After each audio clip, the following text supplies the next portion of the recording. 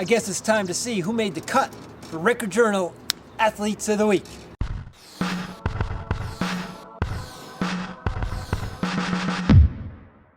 Good morning, good afternoon, good evening, whenever you may happen to be tuning in. I am Brian Carpenter, sports editor of the Meriden Record Journal, and welcome to the Athletes of the Week show.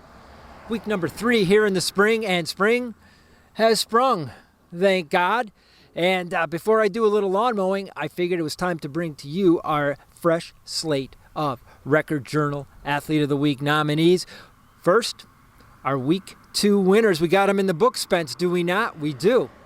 We're going to go to our girls winner first. She is from Sheehan High School Girls Lacrosse, Miss Carlee Crispens. All right, this is Sean Kropsick here at the Sheehan High School gym, and we are with our female athlete of the week, senior captain, Carlee Crispens. Carlee, congratulations on being athlete of the week yet again. Thank you so much. Yeah. So tell us about this season. What's the season been like for you?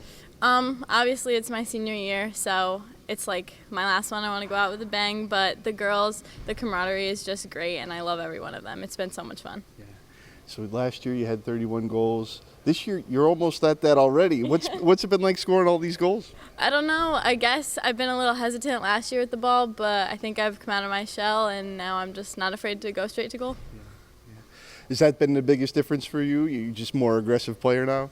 Yeah, and my teammates, like my sister's on the team, obviously, so we just have that like connection, so it's a lot easier to get stuff done.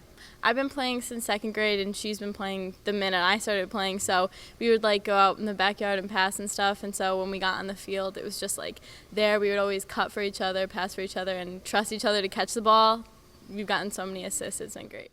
Carlee, thank you for taking time to speak with Shawnee and Spence the other day. Of course, Friday is round 2 of the Sheehan Lyman Hall Lacrosse Rivalry doubleheader. Sheehan took round 1, boys and girls. We'll see what happens on Friday.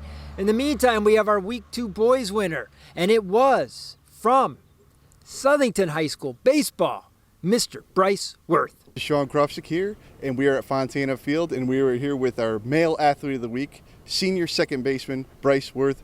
Bryce, congratulations. Thank you. Yeah, tell us about this hat you got on. It looks awesome. Well, I heard it was going to rain today. Yeah. So I went home and grabbed a bucket hat. They're probably going to tell me to take it off, but we'll see about that. So, Bryce, tell us about this torrid start this team is off to. What's this been like this year? Well, last year we started off probably 0-4, which just sucked. Yeah. But this year I think all the seniors and players, we don't want to be remembered for going 0-4. Yeah.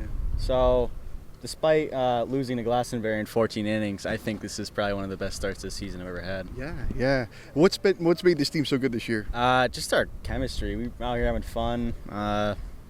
Just out here grinding, having fun, really. Yeah. Tell us about your role at second base.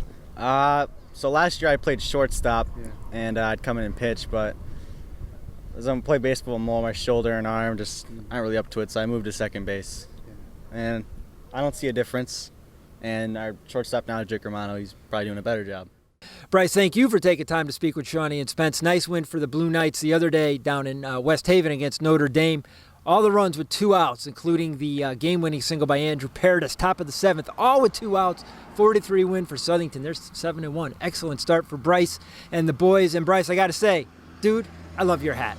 All right, we're going to go on now to our Week 3 nominees. Before we do, got to give a shout out to our folks over at Hergott Dental Associates, our presenting sponsor. Good to have you folks aboard for the spring season and hopefully beyond. We'll be seeing you guys at the Best of the Bunch Awards Brunch in June. Of course, everybody nominated for Athlete of the Week, whether you win or not, you get invited to the awards brunch. So do the All-RJ kids, Scholar Athlete kids, everybody. Lots of folks. It is a select group, but that's who gets to go. All-RJ, and including the next 6 kids you're about to meet now, are Athletes of the Week for Week 3. We're going to start with, let's start with the ladies this week. We're going to start over at the Maloney High School on the tennis courts.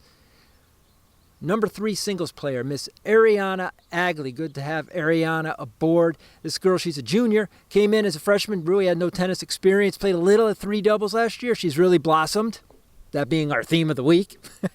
She's blossomed this year at number 3 singles for Coach Tim Swigart and the Spartans. They just beat Bloomfield the other day, and Aryana won her match 5-1 on the season. Aryana, good tennis for you, kid. Glad to have you aboard as girls nominee number 1 here in Week 3. Our second nominee Going over to Southington High School, girls lacrosse. Here's a team that's off to a great start. 6-2. They just beat Farmington the other night. Key catalyst for them, right here, Miss Brooke Lynch, junior midfielder. Consistent player, according to Coach Jillian Pomposi. Consistent, always aggressive, and she could score. She got 14 goals going into Thursday's game at home against Brian McMahon of Norwalk. Brooke Lynch, good to have you aboard. Girls nominee number 2 here in week 3. Our third final girls nominee. She is from Platt softball. She is the catcher, only a sophomore. Miss Tori Talento, Victoria Talento. The other day against Wilcox Tech, got them going with an RBI double. She had her first varsity home run, 2-run shot. Bing, put it in the books. Platt wins that game 9-2. They came back on Tuesday and won up at East Catholic 10-8. Tori had a couple hits in that game, drove in a run, scored 2 runs. Bats number 2 in the order. She's a catalyst, only a sophomore. She's also girls nominee number 3 here in week 3. All right, let's move over to our boys nominees for week 3. We're going to start over on the track. Over at Sheehan High School, this young man, Mr. Jordan Davis, he's a junior. Hey, you know, we had Trey Childers on earlier, and it's good to see Jordan back in the swing too. Both those boys suffered terrible injuries in a car accident last March, and it's so good to see them both back. And, you know, Jordan, of course, had a very good football season, helped the Titans get to the Class M semis. And you know what? He's having a heck of a track season in javelin. The kid can throw the javelin like nobody's business. He's undefeated in dual meets, and he also won the event at the RJ Invitational with a season-best throw of 169 feet, 10 inches. Looking forward to see what Jordan does in the upcoming state meets. For now, Jordan Davis, boys nominee number 1 here in week 3.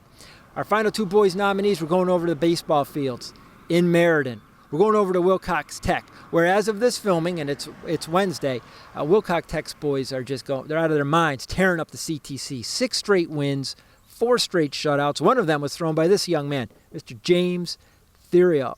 He pitched against O'Brien on Friday. It was a 5-inning game, but hey, no-hitter. Boom. Not only a no-hitter, this is how dominant James was. Of the 15 outs out of the 5 innings, 13 were by strikeouts. No hits, only 2 balls were put in play. He walked 3 kids. Hey, Wilcox Tech is hot. James Theriault is hot. He had 2 hits in that game. Like his 4th straight multi-hit game. James Theriault and the Wilcox Indians, we got our eyes on you. James, you are boys nominee number 2 in week 3. Third and final nominee for the boys. We're going over to the east side of town. Maloney getting its groove on here with Coach Ricky Marrero. They've won 2 in a row going in today's game against Farmington.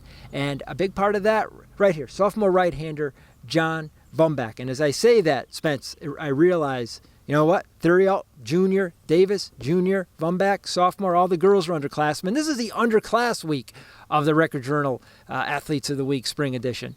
Here's what John's done. The other day against Bristol Central in Bristol, John started the game, worked into the 7th inning of a game that Maloney ultimately won 4-3. And Elliot Good really was the hero of that game. For Maloney, won the game in relief, hit a home run that drove in the winning run. But John Vumback, he's pitched well in all 4 of his starts for Maloney. Maloney opened the season. They got beat by Bristol Central 22-3. 22-3. Last week they come back. Vumback gets the start. They win 4-3. And then on Tuesday they go out to Stores. They beat E.O. Smith 8-3. And John Vumback gets a long overdue win there. Pitches 6 innings. And he gets the win. John Vumback, good to have you aboard as boys nominee number 3 here in week 3. And that's it. That's all 6. 6 up, 6 down. When you see this video, it is Wednesday evening about 6. Sun just starting to go down. I bet you we'll have a nice sunset today. It's nice that spring is here. It's good that you guys are going online and voting for our Record Journal Athlete of the Week nominees. Voting always open Wednesday, 6 o'clock through Sunday night at midnight. Next week we'll bring you the winners.